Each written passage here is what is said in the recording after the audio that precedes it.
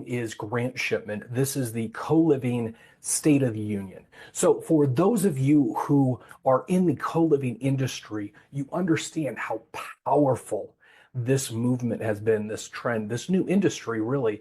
However, you probably have been working so hard, right? Because you can make so much money with so small amount of money, right? Renters and investors get so much more for so much less. You might not know about the entire industry, and this is the co-living State of the Union. Likewise, for those of you who are new to co-living, you maybe have heard about it here or there, seen a headline. This is going to catch you up in a powerful way. In fact, what I'm about to share with you, many who are very commanding large amounts of money in the co-living world won't actually even know as much as you do. So I'm really excited to share this co-living State of the Union with you. And with that said, let's get started. So a concise history. In 2003, the one person lease became the most popular residential lease. This is where co-living kind of emerges, right? It comes up from the mire. At this time, keep in mind, co-living did not have a name, right? It goes by many names, rent by the room, right? All of these things. So, but it emerges, right? Or the demand starts to be there. In 2012, just like when the share economy started getting going in 2011, this kind of thing, 2012, the first major co-living company is founded. $15 million, Ollie, right? Eventually $50 million. This company's main thing was that it had software that would match residents, right? So what kind of house members work together? This software was supposed to do this, almost like eHarmony for roommates, right? So that was Ollie.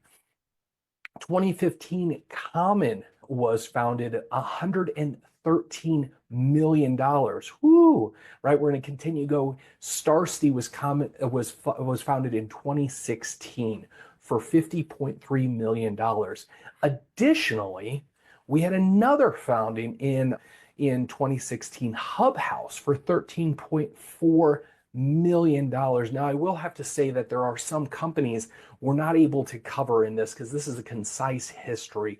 So you might know about companies like Homeroom, companies like Bungalow, Tribe, Village, these kind of things. We're covering major players as best as we can to give you a concise history in the co-living State of the Union, to bring you up to the present and to share where we are at now. In 2017, PadSplit. Now, this is probably the first company that you might be familiar with. If you've heard of the other companies before, then huge kudos to you. PadSplit, though, has a $30 million, I believe they're up to $35 million now, but they were founded in 2017.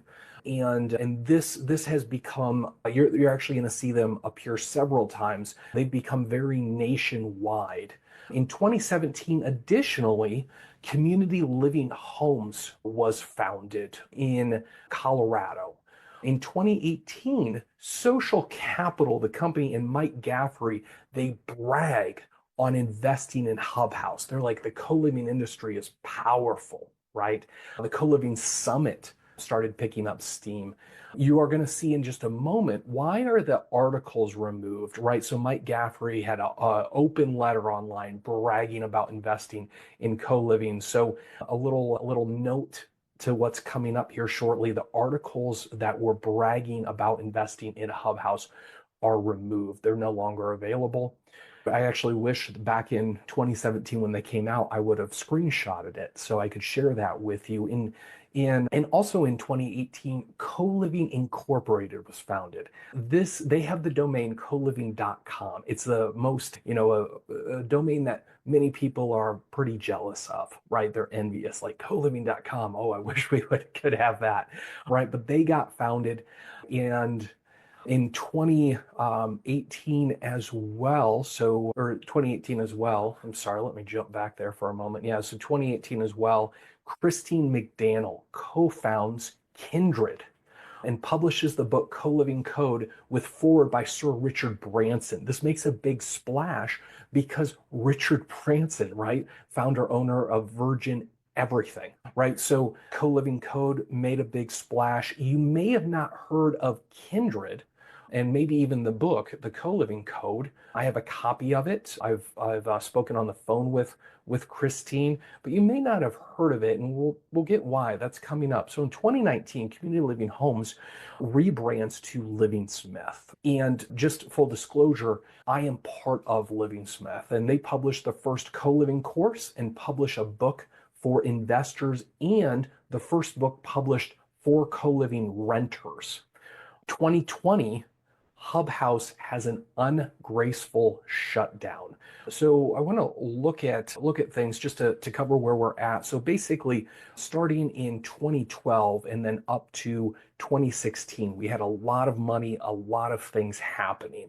And you're going to start to see some of these companies fail. Actually, a lot of these companies fail. Hub House is one of the first. They have an ungraceful shutdown. So co-living rental platform Hub House implodes, right?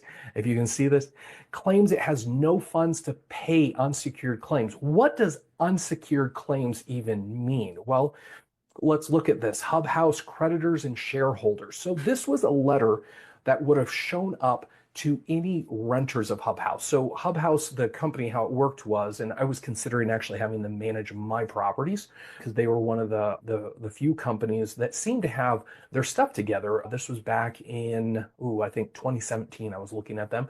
But what they did is if you were an owner of a property, you could have them manage your property. It was a co-living property management.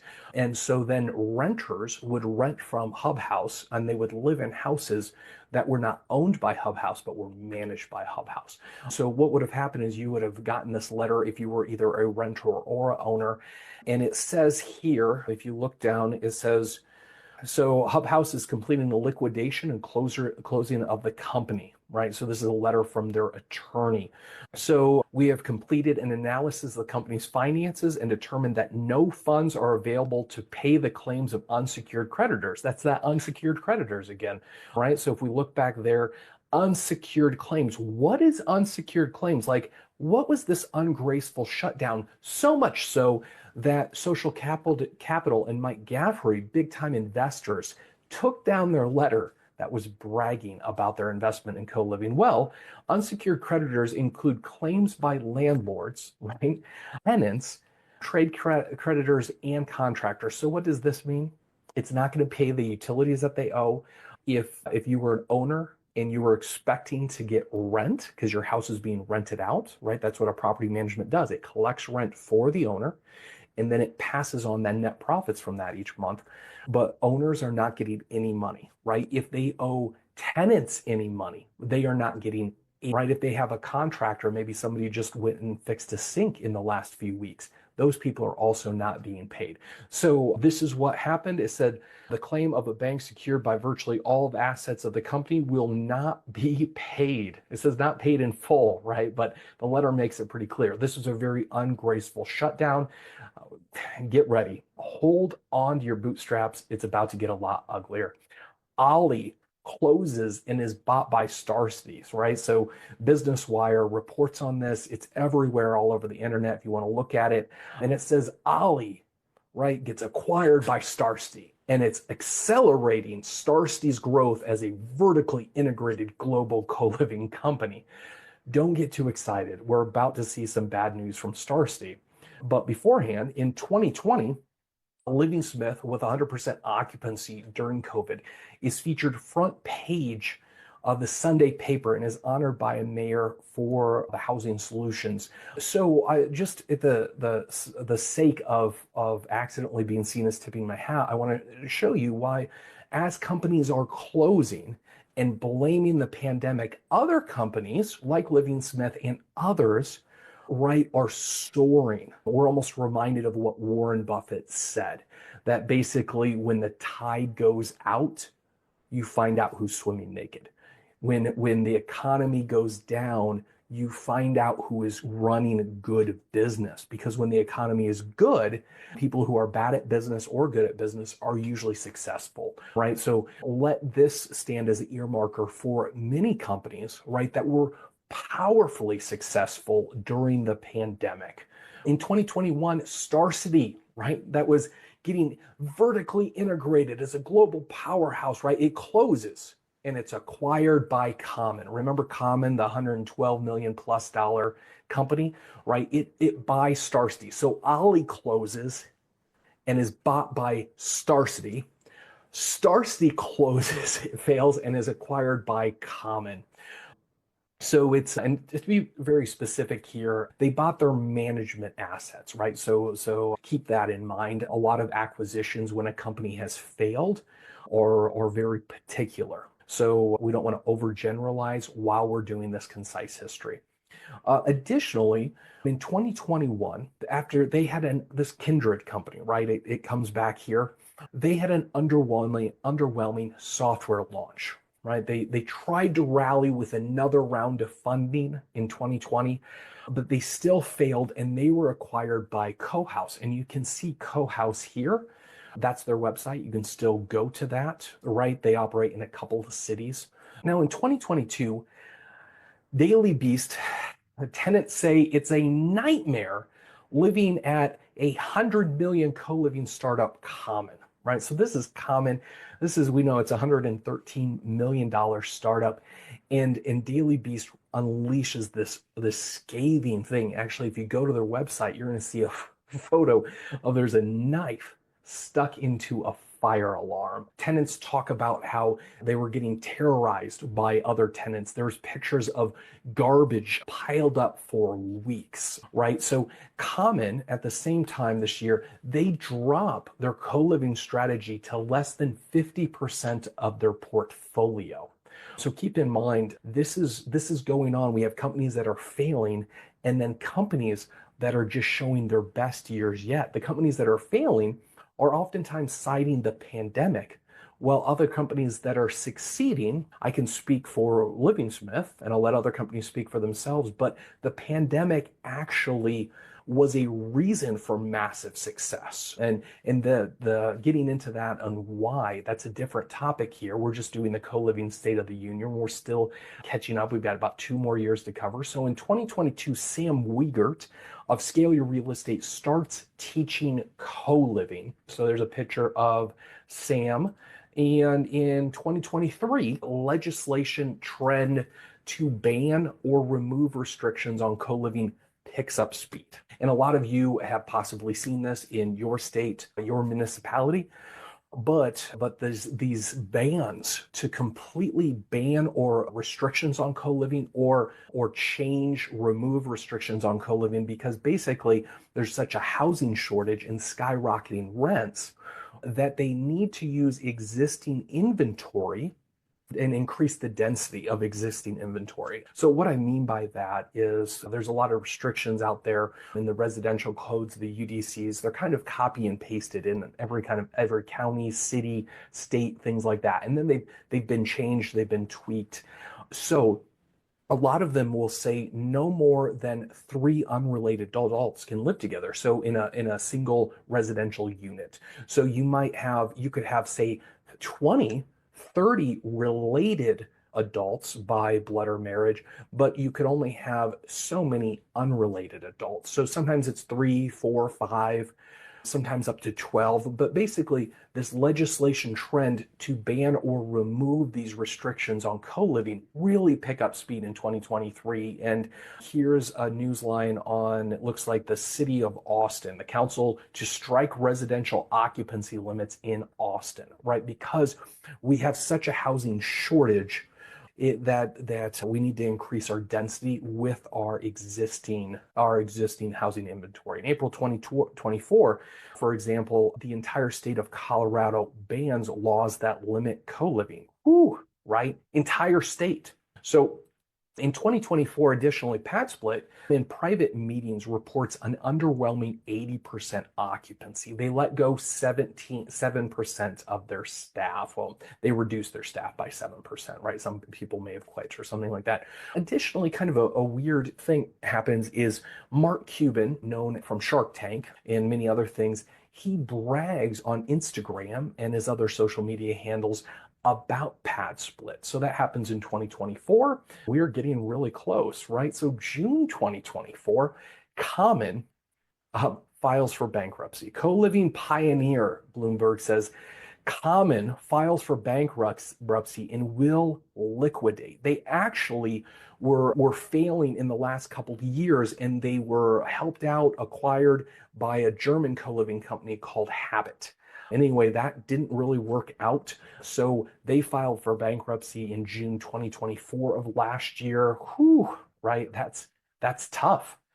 Powerfully funded companies with powerful software and proven leadership are failing in the co-living industry. That's what a lot of the story has been. Well, at the same time, there's stories of amazing growth and success in the co-living industry. In fact, the co-living industry itself, the co-living market, has continued to grow year after year, even though some of these massive players in the co-living industry are failing. Interesting, right? 2025, we are caught up, right? PadSplit announces January. This is actually from an email I just got recently. Exciting news. PadSplit is now in Denver. I believe this might be their 22nd city. Don't quote me on that. But anyway, they are open up in Denver. That is fantastic, right? So I really hope that you enjoyed this. If you got any value at all, if you liked it at all, I would love for you to like it, to follow me, add me as a friend. I'm going to continue to keep everybody updated. Something that I've been involved in the co-living industry since the year 2000 is when I first got involved.